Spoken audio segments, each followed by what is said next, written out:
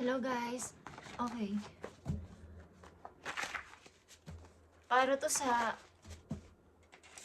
Wait lang guys. Sa mga Gemini. Okay? Gemini, this is for you. Today is April 8, guys. Ang message na to ay galing sa verse ng Bible, guys. At mga inspirational na words. Okay. Kung ito ay nakatakdang ibigay sa inyo kung anong message na nandito is para to sa iyo at pinapahatid na message for you today, April 8, 2026. Okay, Gemini. Tingnan natin. Para to sa mga Gemini, I need message. Thank you po. Okay, Gemini. Andito ang You Raise Me Up. Okay, Gemini. You Raise Me Up na kanta ito. Hindi ko alam kung favorite nyo ang kanta na to, but this is for you. Maybe ilan sa inyo nakakaranas ng ups and downs sa buhay, sa kasalukuyan. At huwag ka mag-alala at tinataas ka ni God. Okay, tataas ka ni God kung kayo man ay nagpapakababa. Sa inyong puso, humble na person is itataas kayo ni God, guys. Maari lang sa inyo may kalungkutang nararamdaman. Kung alam nyo ang kanta na to at gusto nyo pakinggan is pakinggan nyo para sa inyo ang message na to, guys. You Raise Me Up na song.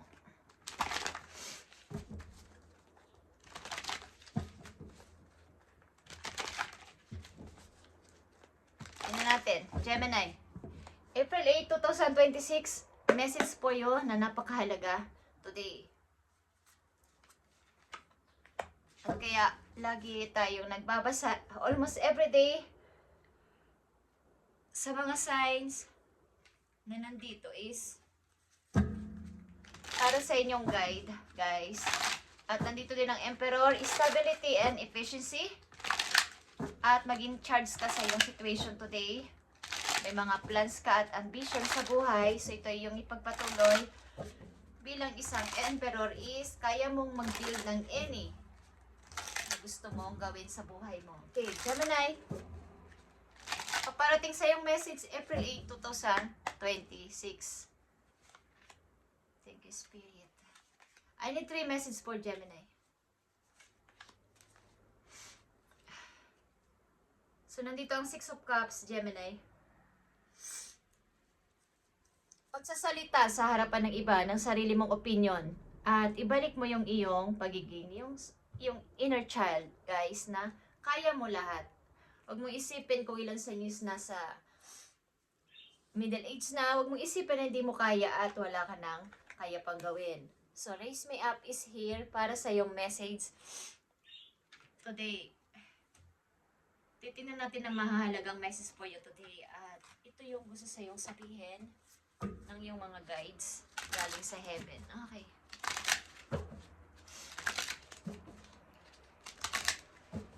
Maring lang sa inyo ay something, magti-training, training.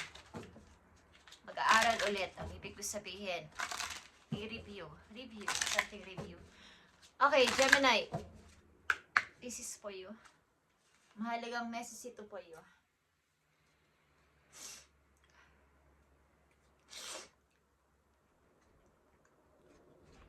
Okay, You Raise Me Up. Andito ang Knight of Gabriel, guys. Ito ay plano. Plan. Something plan. Ito ay Sagittarius energy. Time to take action, Gemini. Great passion for cause. Instinctively knowing just what to do. Sinisigaw ng puso mo, binubulong ng puso mo na gawin mo, plano mo sa buhay na magpapasaya talaga sa'yo. Yung tipong ikaw ay ma-fulfill dito sa yung gusto na to, sa plano mo na to. Yung tipong walang pagsisisi na, yun na yung gusto ko 101%. Ito yung gusto kong gawin sa buhay. This month, this year, is gusto ko nang pasimulan ito. Itong plano ko na to na magpapasaya sa akin. So, take action, Gemini, dito sa iyong gustong gawin na to. ito ay may kinalaman sa iyong passion. Sa gusto mo talaga, sa skills mo, sa gusto mong mangyari. You raise me up is here para sa'yo. At nakita nyo ang the High Priestess, guys, and the Hermit, and the Queen of Swords. Andito yung pag-iisip-isip talaga para sa iyong future, Gemini, at yung pagiging isa niyong parang mapag-isa or ayaw nyo ng napakaraming tao sa paligid ninyo is because meron kang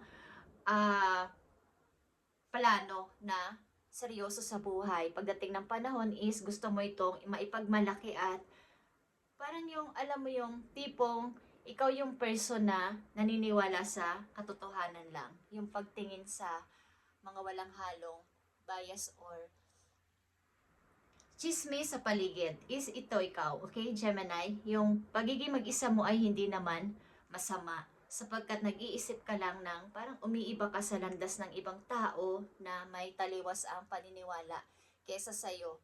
Yung mga taong negative ang mga nasa isip is iba ka sa kanila. So, dito yung pag-iisip-isip papunta sa future, hindi lang yung sa ngayon. Yung pag-iisip-isip na pag ako'y nagretiro, pag ako'y tumanda, is meron akong masasabi, mahilig ka mag-aral or magaling ka talaga sa mga ganitong klaseng pagre-research, pagbabasa-basa, at pag-train, something train sa iyo sarili is ginagawa mo. At ilan sa inyo ay gusto yung tahimik na place, yung tipo ikaw ay makakapag-isip talaga, yung isip mo ay clear. Okay.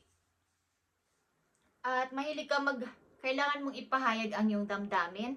Admit your true feelings to yourself. Okay? Huwag kang mahiya o huwag mong pigilan sapagkat nandito yung may mga idea ka na gusto mong i-share o sabihin sa kanila is may mga tao talaga na hindi mo mapi-please or hindi mo masasabing maniniwala sa'yo pero ang mahalaga ay nasi-share mo yung idea mo, yung saloobin mo para alam nila kung ano yung dapat at hindi sa paligid. Hindi yung nakiki-oo, nakiki-hindi lang ang isang tao is walang mangyayaring magandang resulta. Ano man ang maging resulta kapag ikaw ay nagsalita is merong pagbabasehan ng ibang tao na yung sabi mo, yung sabi niya, yung suggest niya, yung suggest nila is magkaiba. So pag-aaralan nila yon at maaari ikaw ang manalo dito. Okay? So, ikaw ay matalinong person, mga Gemini nandito. Mahilig sa mga bagay na kapaki-pakinabang. Yung tipong hindi mag-waste ng oras at energy. Okay? So, itong plano mo na to ay pagpatuloy mo, take action dito, at magiging okay ito para sa'yo. You raise me up is here, mga pagsubok sa paligid mo, sa pamilya mo, sa sarili mo, at ups and down. Maaaring may lungkot, may saya, at huwag kang mag-alala. Itataas ka ni God sapagkat ang mga Gemini na nandito, I feel na napaka-humble na mga puso ninyo, guys. Mababa ang inyong, kumbaga yung awa nyo sa ibang tao ay andyan at hindi nawawala. Okay. Gemini, andito ang assertiveness. Stand up for your beliefs and only say yes if you really want to. Like I said, okay? Yung inyong paniniwala, yung inyong perspective, okay? Yung inyong pananaw sa buhay, panindigan ninyo. Huwag kayong matakot na ipaglaban ang alam nyong tama kahit na sabihin na mag-isa ka lang doon or mag-isa ka lang nagsasalita ng tama. Ito yung Gemini na nandito. Okay? Pag-aralang magsalita ng yes or no kung alam mong yun ang gusto mong sabihin. Kaya nga, admit your true feelings to yourself. Huwag mong pilitin ang sarili mo na mag-yes kung hindi naman ikaw sang-ayon or napipilitan ka lang o dahil may i-consider kang iba sapagkat yun ang Gemini na nandito or ikaw yan. Okay. So, paparating pa sa inyong message, guys. Mahalagang message ito po yun na para sa inyong guide. Kaya, almost akong nagbabasa everyday ng mga signs na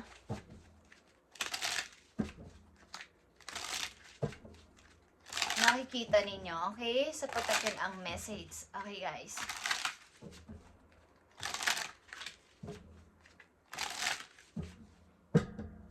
Tingnan natin. Gemini, paparating na message po you. I need 2 message dito na paparating pa sa yung message na gusto sa yung sabihin. So, sa trabaho, meron kayong mga pagpipili-pilian dito, guys, at maaaring magaganda ito.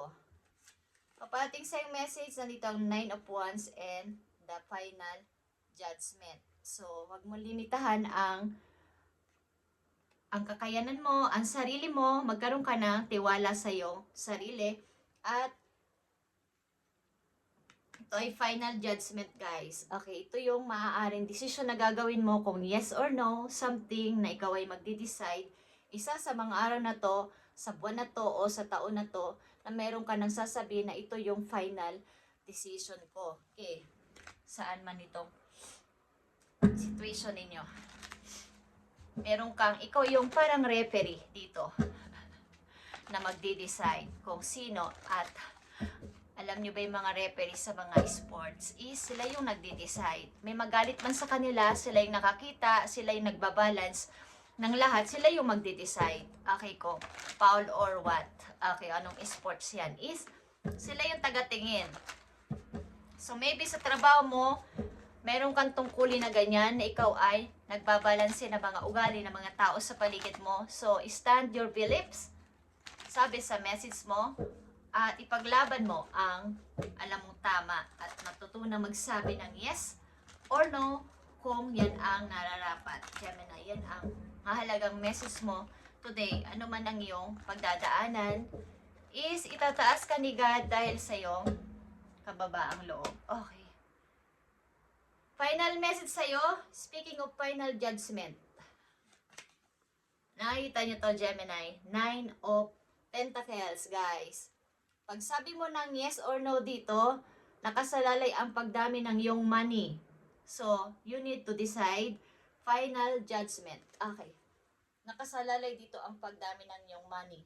At freedom sa iyong money. I mean, guys, nakakonek ito sa yung plano na to, na may kinalaman sa yung passion, sa ikasasaya na yung puso. At huwag ka mag-alala, i-raise ka ni God.